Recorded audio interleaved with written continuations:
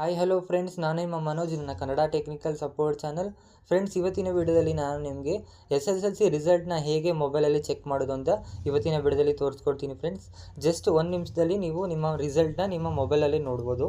ಹಾಗಾದರೆ ಬನ್ನಿ ಫ್ರೆಂಡ್ಸ್, ಈ ವಿಡಿಯೋನ ಶುರು ಮಾಡೋಣ. ಫ್ರೆಂಡ್ಸ್, ನೀವು ನಿಮ್ಮ ರಿಸಲ್ಟ್ ನೋಡೋದಕ್ಕೆ ನೀವು ನಿಮ್ಮ ಒಂದು ಗೂಗಲ್ ಕ್ರೋಮ್ಗೆ ಹೋಗಿ, ಕ್ರೋಮಲ್ಲಿ ಕರ್ನಾಟಕ ರಿಸಲ್ಟ್ NIC ಇನ್ 2025 ಅಂತ ನೀವು ಕ್ಲಿಕ್ ಮಾಡಿದ್ರೆ ನೋಡ್ಬೋದು. ಫಸ್ಟಲ್ಲೇ ಒಂದು ವೆಬ್ಸೈಟ್ ಬರ್ತಾ ಇದೆ, ಕರ್ನಾಟಕ ಎಕ್ಸಾಮಿನೇಷನ್ ರಿಸಲ್ಟ್ 2025 ಅಂತ.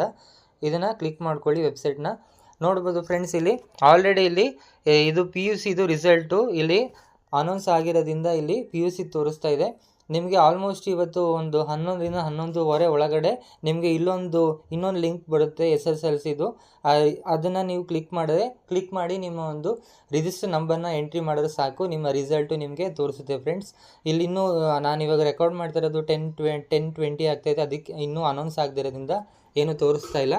ಅದಕ್ಕೆ ನೀವು ಒಂದು 11:30 ಅಷ್ಟೊತ್ತಿಗೆ ನೀವು ಬಂದು ನೋಡಿದ್ರೆ ನಿಮಗೆ ಇಲ್ಲಿ ಒಂದು ಹೊಸ ಲಿಂಕ್ ಬಂದಿರುತ್ತೆ. ಆ ಲಿಂಕ್ನ ನೀವು ಕ್ಲಿಕ್ ಮಾಡಿದ್ರೆ ನೀವು ನಿಮ್ಮ ಒಂದು ರಿಸಲ್ಟ್ನ ನೀವು ರಿಜಿಸ್ಟರ್ ನಂಬರ್ನ ಎಂಟರ್ ಮಾಡಿ ನೋಡ್ಬೋದು. ಫ್ರೆಂಡ್ಸ್, ನೋಡಿದ್ರಲ್ಲ ಫ್ರೆಂಡ್ಸ್, ಇಷ್ಟು ಈಸಿಯಾಗಿ ನೀವು ನಿಮ್ಮ ಒಂದು SSLC ರಿಸಲ್ಟ್ನ ನಿಮ್ಮ ಮೊಬೈಲಲ್ಲೇ ನೋಡ್ಬೋದು.